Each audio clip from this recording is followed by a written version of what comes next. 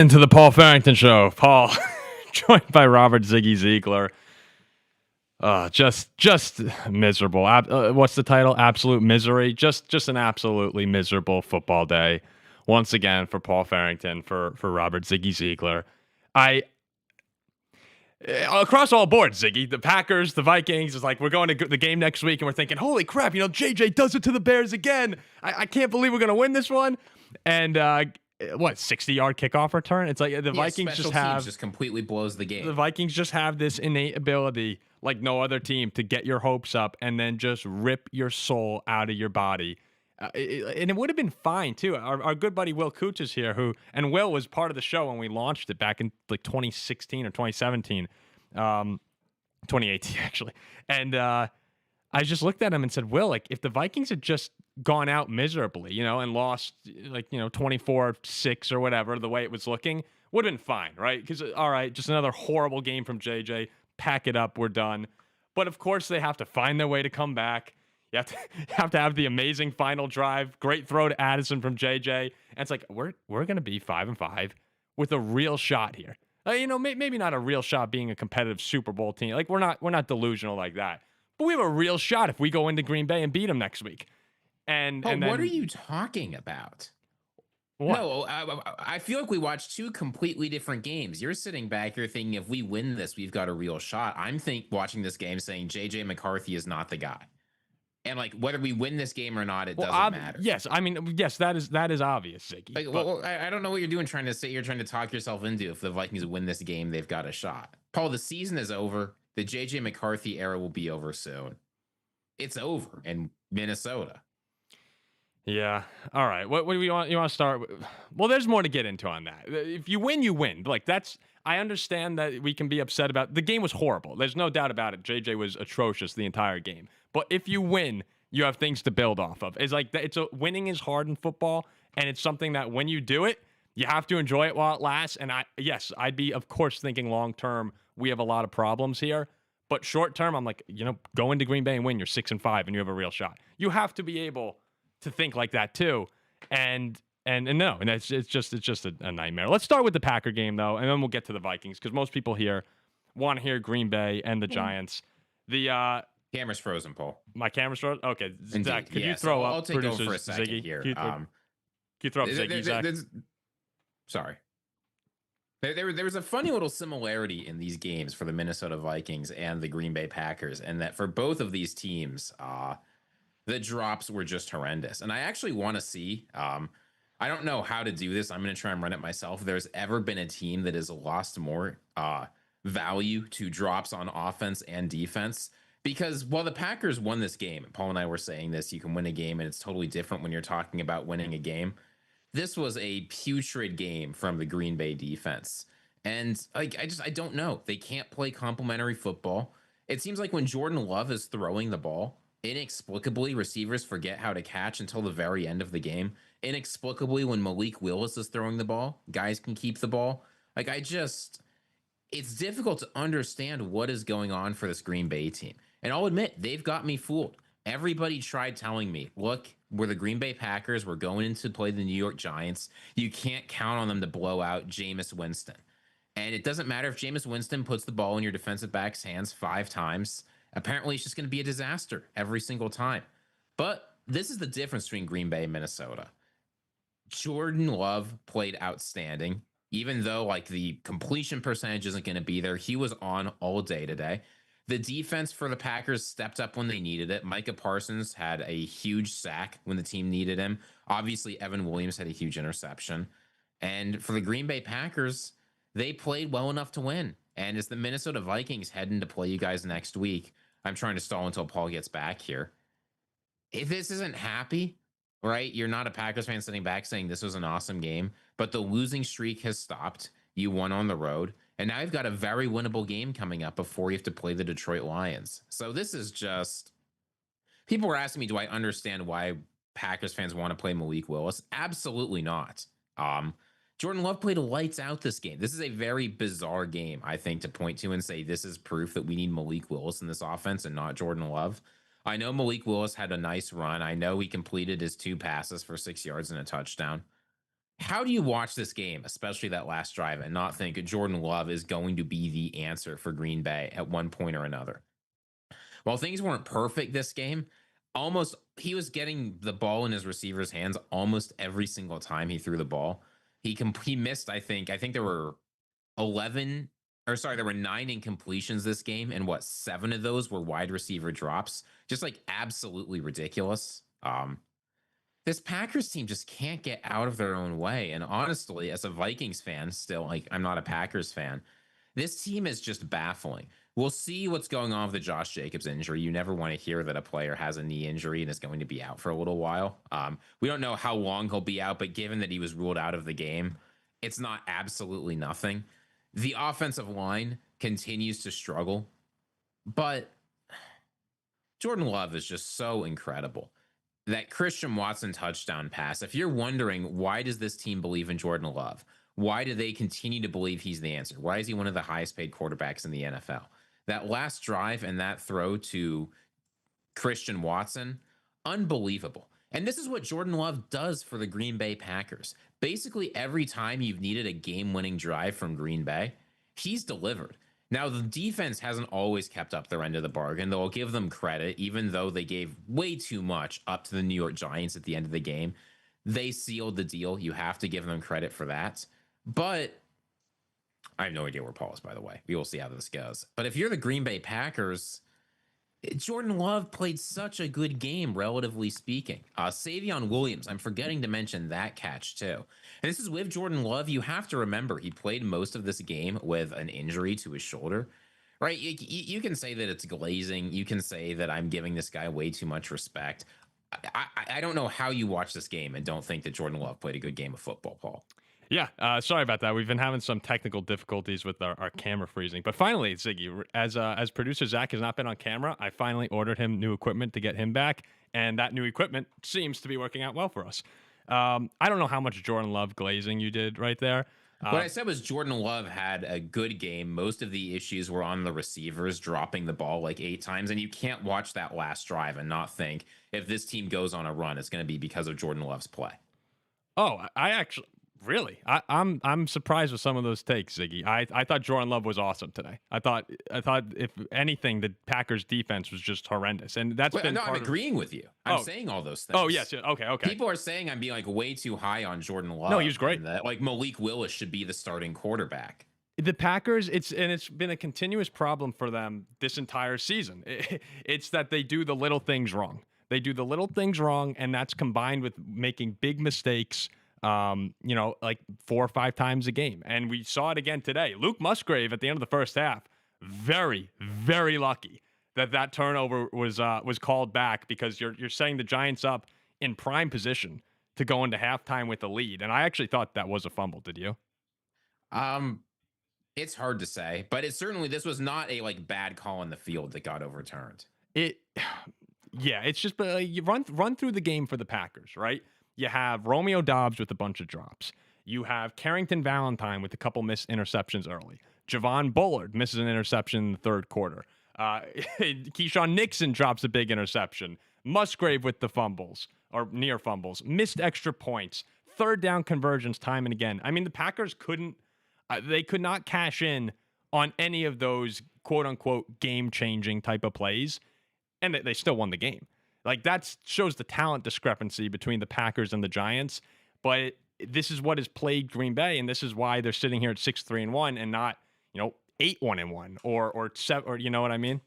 Yeah, well, this game, the Packers' talent discrepancy won out, and I think because of the heroics and when it happened in the game, people are going to forget that Micah Parsons had a huge game. He had a huge sack on Jameis Winston, but the problem with the Packers, their talent disparity won them this game, but this game should not have been remotely close. Jameis Winston had a horrible game.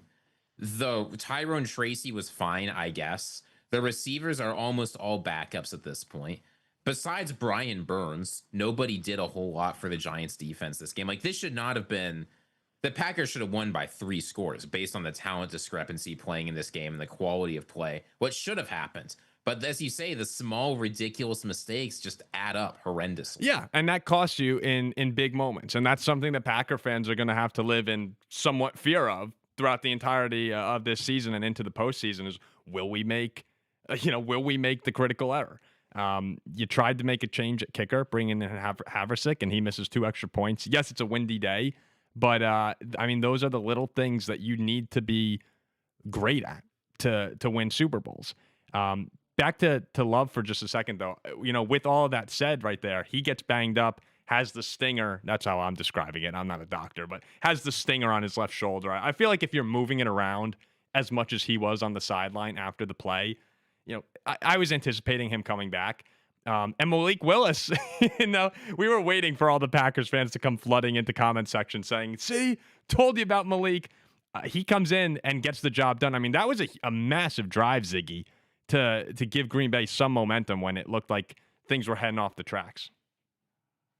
Yeah, though it was also, I mean, it was what? He put up 25 or 30 total yards in this game, if that. No, he put up 21 total yards. I mean, he finished the drive, which was nice, and they'd had trouble finishing the drive until that point.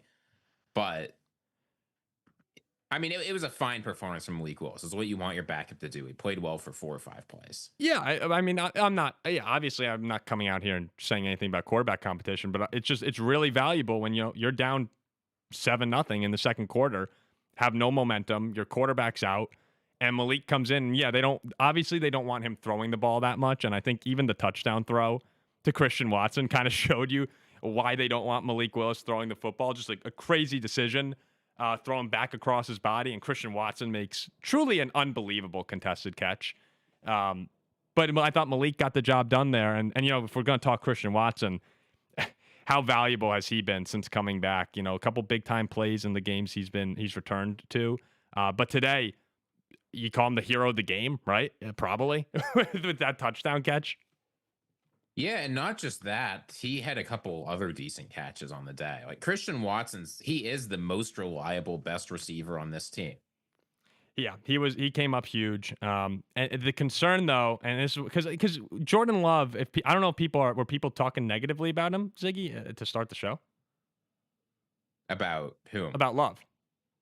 People were saying that there have been people in our comments saying Malik Willis should be starting. I put out a poll. About 15 to 20% of the people watching think Malik Willis should be the starting quarterback for the Green Bay Packers. Yeah, and I don't know if people are just trolling or not, but Jordan Love came in today, again, fighting a little bit of an injury, and I thought he made time and time again just monster throw after monster throw. And every time this year, right, the Green Bay's needed a drive to always has the game-winning drive in his back pocket. Yeah, he's made a lot of mistakes, too. I don't want to sit up here and have people think that I'm not calling Jordan Love a top 5 quarterback in football, but this year when the Packers have needed big drives, just run through their games, he's pretty consistently delivered, and this one saves their season. Like if they lose to the Giants, season's over.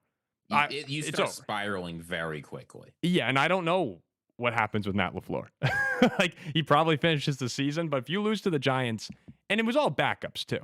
It's Jameis Winston, and I mean, you just run through. It's Isaiah Hodgins, the guy who only shows up against the Vikings in that terrible defense we had in 2022.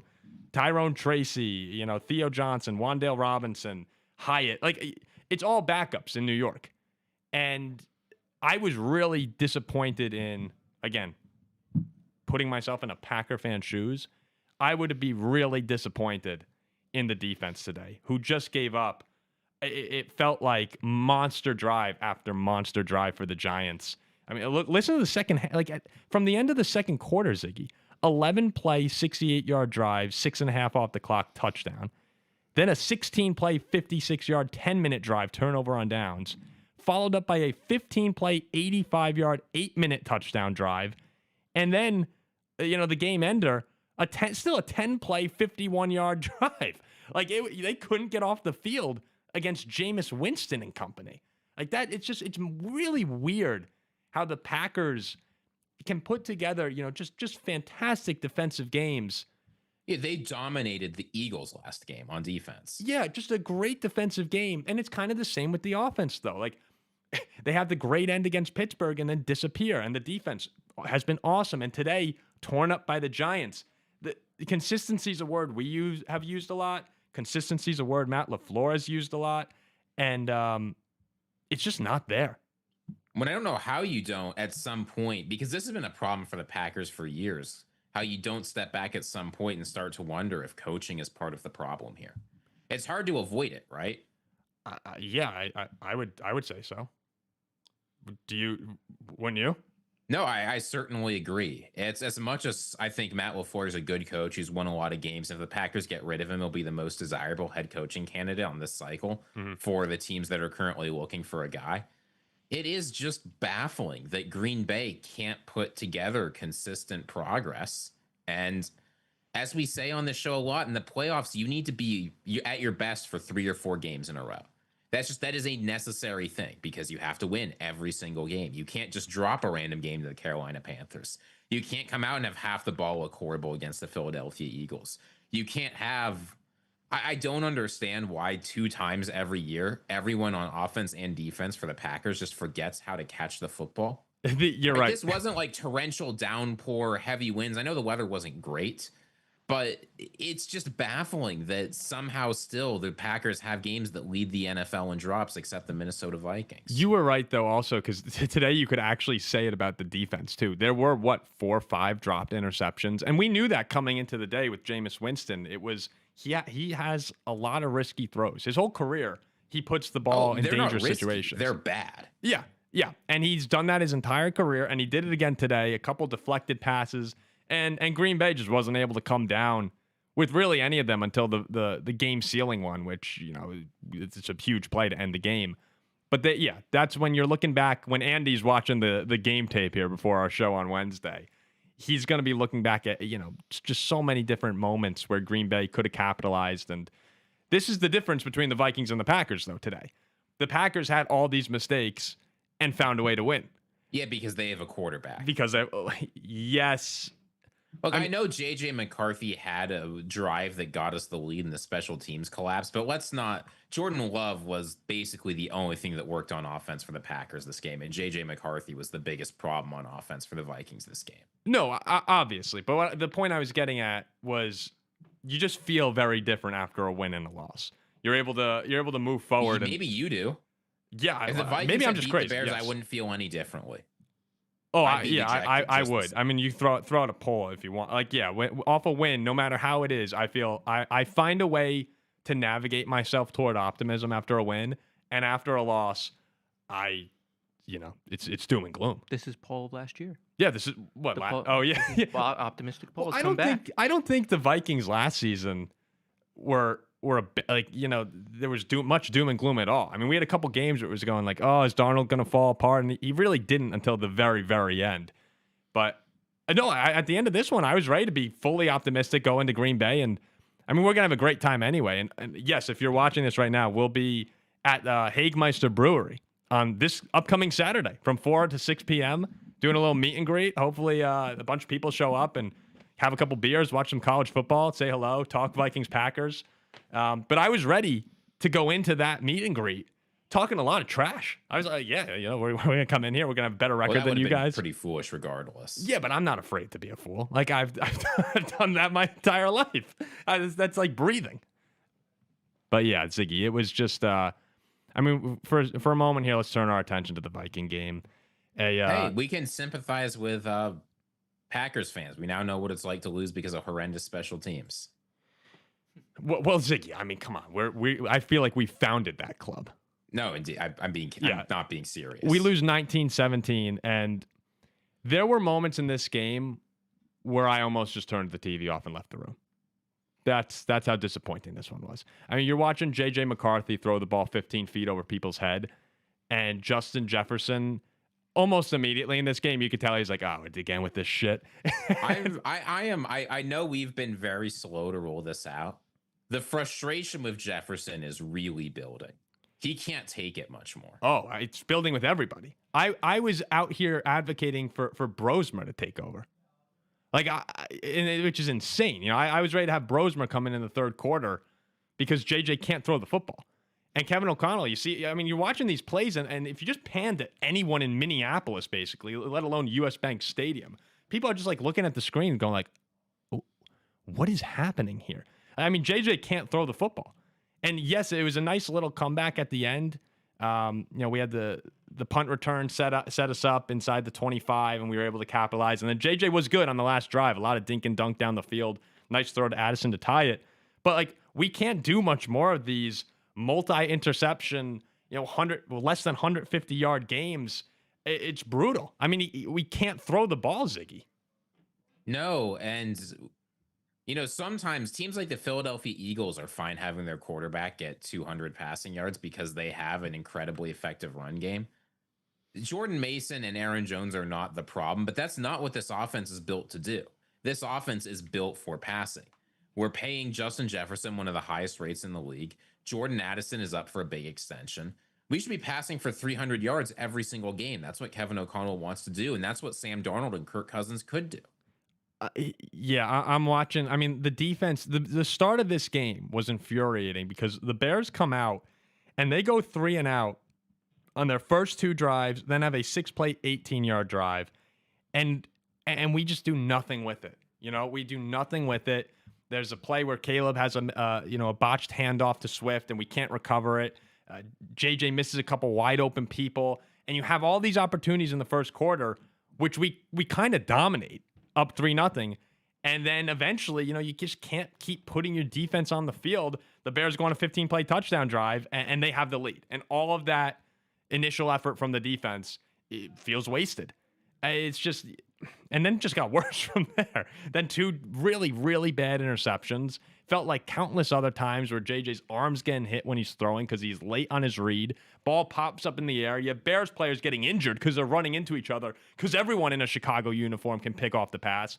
It's just, it was just ugly. And same problem with not being able to get Caleb down. He's so elusive, and I mean, it's one of his best traits, but a real problem for us again today. Just if you can't tell, a really frustrating day as a Minnesota Viking fan. No, and I want to be clear, even though we're talking about the defense and some of their struggles, the defense played well enough to win this game. They absolutely did their job. I'm not saying that everything they did was perfect, but the defense was not the problem for the Minnesota Vikings this game. Not even close. The defense, even with a couple of the long drives, pretty consistently bend, don't break.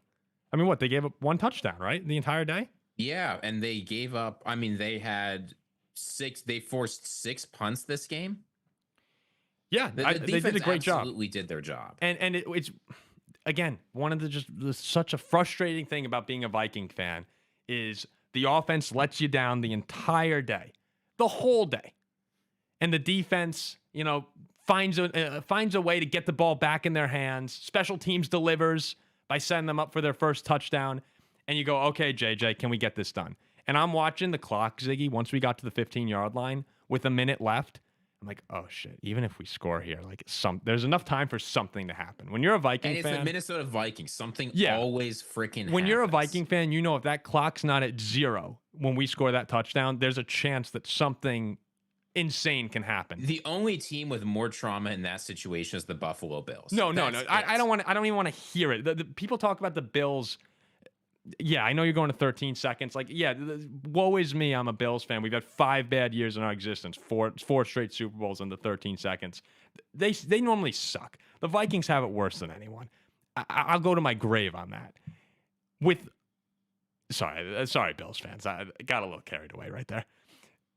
When there's a minute left, and I'm thinking to myself, Ziggy, we should, even on the touchdown, I was like, we might want to run this ball, just to try and milk this clock a little bit more. Of course we score. Of course the offense delivers. Right, great drive, and then it's special teams. You can't make a tackle on special teams on a kickoff. It's just mind-boggling and really disappointing, and it's a game that frankly ends our season. Would you say? I mean, I spent a lot of time talking about how the season's been over for a while. And whether or not we won this game, my takeaway would have been this Minnesota Vikings team is just not good. Here's the problem. And I don't like that I've come to this conclusion. And people will say we haven't seen enough games. You got to do what Green Bay does and give your quarterbacks 3 years. You really don't. I'll say it now on the Paul Farrington show. And if I'm wrong, I'm wrong. This team won't go anywhere if JJ McCarthy is at quarterback. We have seen enough games where he has looked truly awful and completely lost after an entire year on the bench to learn the offense, to learn what he needs to do. I don't see things ever getting better. And the more games he looks like this, the more and more confident you can be that it's not going to get turned around. Because this is not a situation like Ziggy. Chicago last year, where the offense was letting him down, the offensive line was terrible, the weapons were terrible, the coaching was terrible. This is not a situation where you can say, he was drafted with basically no experience. JJ McCarthy has had opportunities, and we'll give him another chance next year, I'm sure. I'm out. I no longer believe in JJ McCarthy. I don't believe in 9. I don't believe in any of this stuff. And I don't think it's going to get better. So where's the Packers jersey then? Oh, no, you can't do that, Ziggy. I'm too sad. Too sad. You know what? If you want to see me in the Packers jersey, I have to wear it to the game next week. And I thought, it'll be fun. Haha, Ziggy's in a Packers jersey rooting for the Vikings. Isn't that funny? No, it's going to freaking suck. This sucks. If you're a Packers fan right now, you don't know what this feels like. I'm trying to, and let me know in the comment section if you guys think this is a rational reaction. I'm trying not to explode because I do have some, I'd say, deeply contained feelings about JJ McCarthy that I've had since he was drafted, before he was drafted, and the rumors of the Vikings taking him were being murmured about, that I don't want to let out yet. Because if things are, I mean, you can kind of put together what I'm saying right here, but if things get better, I'm not trying to tear this team down from a media point of view, or tear this kid down. Because what is he, 22, 23 years old? What I said 3 weeks ago was my entire expectations, all my goals for the season were cast aside. Forget the playoffs, forget championship games, forget about winning. My goal is to see at the end of the year, has JJ McCarthy gotten better? And can he be someone that we can go forward into next season believing that we can actually win some games with? That's where I'm going to leave it on, right? He still has 8 games, whatever's left, to prove me wrong. Today was not one of those days. I'm not going to speculate about JJ's future right now because I'm giving him the season before I make any sweeping declarations. But what I'll talk about is today's game, and he was putrid. He was inaccurate. He puts the ball in danger. He consistently putting the defense back on the field immediately after they get us the ball back. A tired defense. And it's not good. It's really not good. We have seen no signs of improvement at all on the critical things as the season has gone on. No, today was really, really, really bad. I felt like I was watching the Christian Ponder Vikings today, except you know what? There was no Adrian Peterson in the backfield to save us. Justin Jefferson can't throw the ball to himself. It was a really depressing day as a Viking fan. But that's the magical thing about winning. You win games and you can talk yourself out of it, which maybe is worse in the long run, but it builds positive momentum around the team. And it's to lose like this after a day like this. Now you just start thinking back on all the negative things that happened, and they carry a little bit more weight. How you feeling now, Paul? I do not feel monologue. Sorry, I'm sorry that I keep monologuing. It's not good podcasting, I don't think. Well, no, and I will just say this. The thing everybody's going to say is that it's too early to call it on JJ McCarthy, and it's too early to be certain. But once you start getting 5 or 6 relatively putrid games in a row from your rookie quarterback, it is the only success case that I'm aware of, a guy who played horrible, truly awful games as a rookie, their first time starting and turned to a good quarterback, is Jared Goff.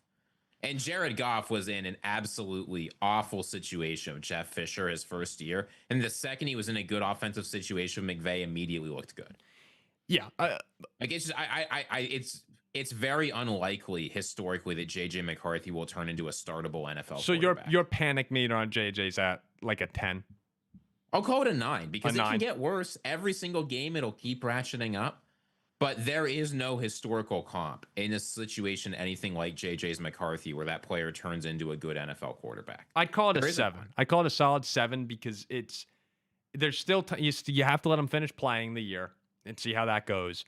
But 7 to me is the number where that it's a real threat. It's a real concern. And it just hasn't been good. We need to say it is a real concern that JJ's not good, but we do need to finish off giving him some more time here because he has flashes. And yeah, I've seen some Bears fans are in the comments saying, wait, didn't he play well at the end? Yeah, he had a nice drive where it was dink and dunk down the field and you guys were, trying to keep us from hitting the big play. He had a nice throw to Addison, but we got to look at the collective body here, and it just hasn't been good enough really in every game this year. There's been multiple turnovers in almost every game. It's not good, and it's really disappointing because the rest of the team is built to win now. But there's so many problems. And briefly, Ziggy, let's hit the Bears for a second because it's actually bizarre watching Chicago continue to find these miraculous wins. Now, today would have been a devastating loss. They dominated, but all year we've been applauding the Bears' ability to find the way to win. Well, I'll tell you this, in that situation where the ball is being kicked, we'll even say you get that kickoff return. Until this year, when was the last time you can look at a Bears quarterback and say, I'm pretty confident that they'll be able to go down the field and get the 20, 25 yards they need for their kicker? Yeah, no, it's been a really, really long time. And they have a guy who can do that now, right? Like, I'm not going to sit back here and say I think the Bears are a great team. People are going to talk. They're going to start being a trendy pick to win the NFC North. I still do not think they're particularly good. This is a much better Bears team than we've seen in years. And it's the best Bears offense we've seen in a long time. And it's just getting started. And Caleb, I thought Caleb elusively, he was great today. We couldn't bring him down. And this is a very difficult assignment against the Minnesota Vikings. Oh, yeah. And how Flores is so tricky. And there's just you never know with the disguises the Vikings have. And I actually thought Caleb, as far as passing the ball today, was up and down. He had a couple misses that could have been big plays. Had a couple big drops go against him. DJ Moore, one really bad one. Luther Burden, another bad one. We saw the problems that Zacchaeus had last week seem to spread around the receiver room a little bit. But overall, Caleb was good enough to win today. And the Bears, once again, when we looked at their schedule after their loss to the Ravens, we said, hey, it's not good today losing to the Tyler Huntley-led Ravens, but you have the Bengals, Giants, and Vikings coming up. And if you're 7-3 and you set yourself up with the Steelers, Eagles, and Packers, the big games are there for the taking. And frankly, the Bears have a great opportunity now to actually compete for the North. Like, I know that you said it's a little unfair to say, or maybe a little foolish to say they're the front runner, because I don't agree with that either. But they're certainly present, no? The Bears are a tough out because they're a team that, I can't believe I'm saying this about the Chicago Bears, they don't give up and they play their best football when it counts. And there's a little bit of luck. There's absolutely a little bit of luck on the Bears side right now. The Giants win in terms of wins where you can attribute some luck. The Raiders win, the Commander win. The Bengals win. A lot of their wins have been they get unlucky and then they get lucky again. Yeah. But the Bengals game looked lost. Even the Giants game looked lost. This game looked lost. But the Chicago Bears are a team that, think back to last year when you had Matt Eberflus. They have a chance to beat the Detroit Lions. They were lucky to be in that spot. And what happens? They completely blow it. They have a coaching meltdown, the players meltdown, and nothing happens. If they say luck is when preparation meets opportunity, the Chicago Bears are a team that is prepared to play football and is taking advantage of their opportunities. You can't fault them for that. No, when was the last time a Chicago Bears team could do this? No, you can't. Prepared and ready to win in situations where you need big plays. And look, yeah, we can point to the Raider game, and you're like, hey, it's a blocked field goal, a fantastic field goal block, and it's one that if you go back and look, I'm pretty sure the Bears scouted a flaw that the Raiders had in their field goal blocking scheme, and were able to execute on that. I mean, yes, a little bit of luck there, but absolutely, preparation and executing on the play that matters. And today on the kickoff return, sure, a little lucky to have a 60-yard return, but the Vikings make a mistake and you take advantage of it. If the Bears are doing this right, the Raiders, Commanders, Bengals, Giants, and Vikings are not very good teams. When they make mistakes, you capitalize on them. This is what we've been talking about with the Packers. If we relate it all, when the Packers play bad teams like the Giants today, they weren't able to capitalize on the moments that the Giants gave them throughout much of the game. You need to be able to do that. And Chicago is, yeah, they haven't done it all the time, but when it matters, they do. And at 7-3, I don't believe in them as anything more than a wild card round team. And maybe they find a way to the divisional. I'd be stunned if they went to the NFC Championship. But it's on the table. Like it's on the table that the Bears could go on a run because they're 7-3. Well, they're about to get tested. Yeah, Yeah. They host the Steelers, who will be without Aaron Rodgers, Mason Rudolph. That game looks a little better than it did. You go to Philly, 3 o'clock Friday game, woof. And then you go to Green Bay. If you can somehow exit that 2-1, you have a decent chance of hosting a playoff game. It's unreal. And then when do they have Detroit? Last week of the season at home? Last week of the season they host Detroit. Can you imagine how packed and rocking Soldier Field will be if it's Bears Lions Week 18 division on the line home night game? Yeah, that'll be. How shocking is that we're talking about that after the first 2 weeks? It's not impossible. No, it's not. It's not. Just as we said, it was impossible for the Bears to be 7-3 at this point. And again, I don't think they played all that well today. They did not play well in the first quarter. They did not play well in the fourth quarter. But in the middle of the game, they were able to take advantage of the Vikings and make JJ have some bad plays. So again, great win for the Bears. Just another walk-off win for them in a bizarre NFL season. So yeah, and they're gonna start getting their cornerbacks back. Jalen Johnson will be back soon enough. Kyler Gordon will be back soon enough. Yeah, they're getting healthier too. And DJ Moore, right? He's been a little banged up. DeAndre Swift has had some injury issues this year, but I think they're all getting healthier too. So it's trending in a great direction for the Bears, who have just had, I would say, the biggest culture change in the NFL this season, probably by far.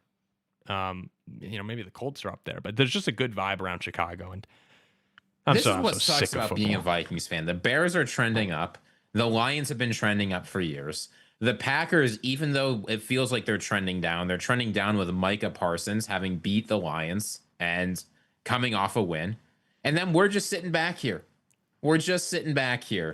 Our quarterback is floundering. Our organization is collapsing. The heartbeat of the team this is the difference between Justin Jefferson and star receivers. He takes his helmet off twice, ready to throw it against the ground because he's furious. And then he just angrily sets it down on the table.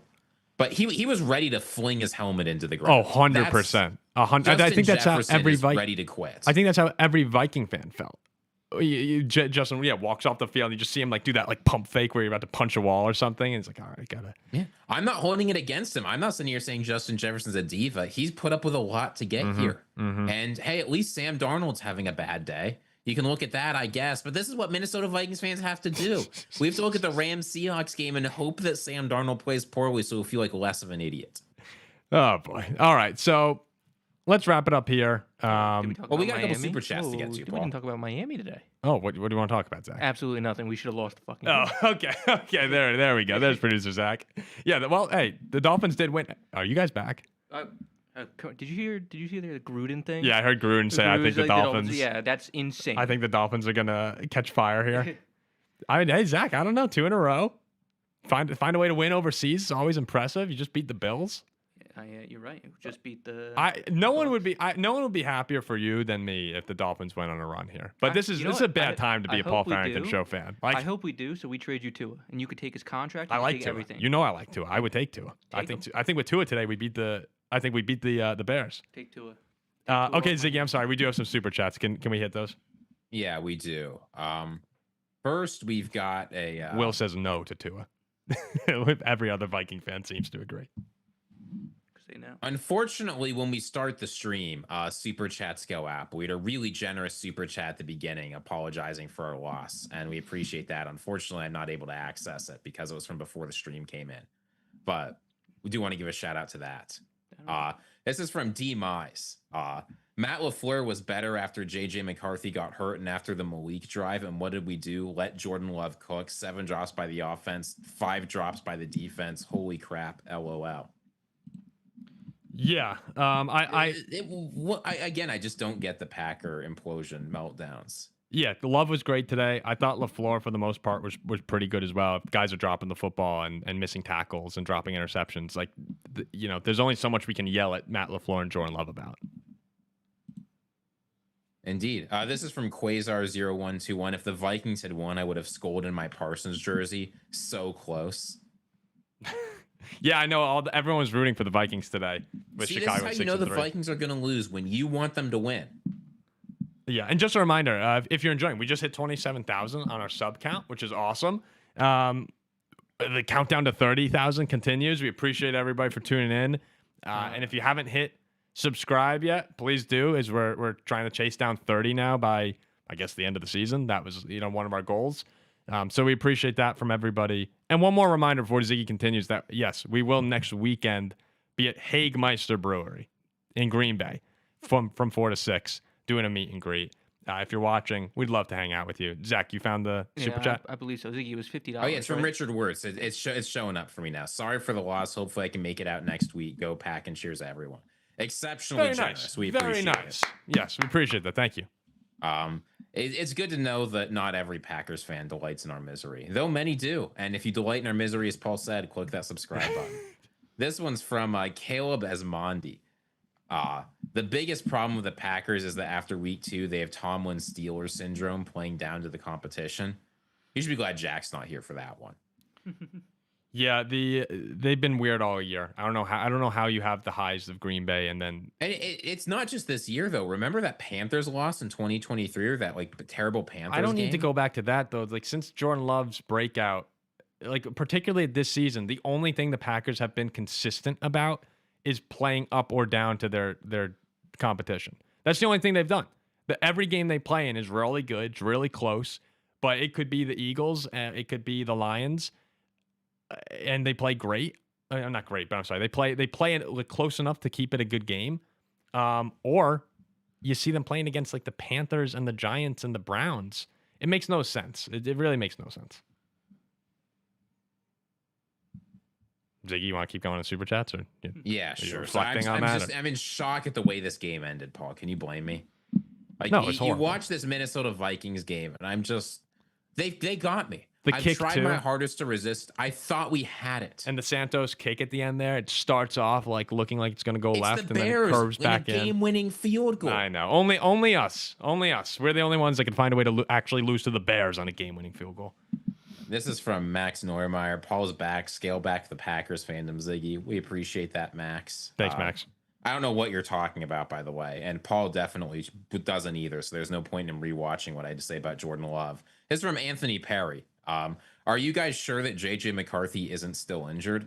I'll say this. He might be. I don't think his ankle is still injured, but if it is, it doesn't matter. I'm in his hand. The problems we're seeing from him don't involve injuries. I'm in his hand. I know, he was bandaged all week. I'm not using that as an excuse. The hand's not the problem either. The problem is his mind. Okay.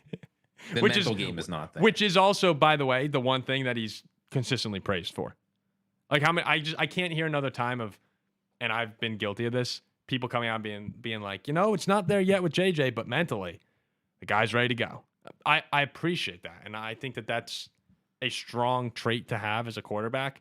But at some point, there needs to be a full 4-quarter game where the mental side and the actual production are both good, or I'm going to lose my mind. What's the next super chat? This is from resident Lions fan Burn. The second JJ said the 9 thing, I knew his career. He just says it, but I assume the it there is the career was over. My Lions always lose the first time QBs. Yeah, the 9 thing was really funny when we were winning, and then when we were losing, it gets very cringy. It wasn't funny when we were winning. I thought it was pretty funny. It's never been funny. Anthony Perez, Vikings just need one piece. Everything else is up. Yep, tell me about it. It's been that way for years. Yep, tell me about it. Last year. And Anthony Tronchita says, give our WB his flower, or QB his flowers. Caleb is him, bear down. Yeah, no, Caleb's been good. Caleb has played well enough to win these games, and the Bears have not had a quarterback who's played well enough to win games for decades. Yeah.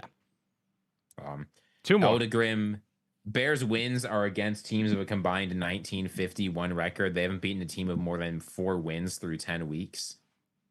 Yeah, look, I don't care. I don't care. This is another reason why the Patriots have to be up there in power rankings.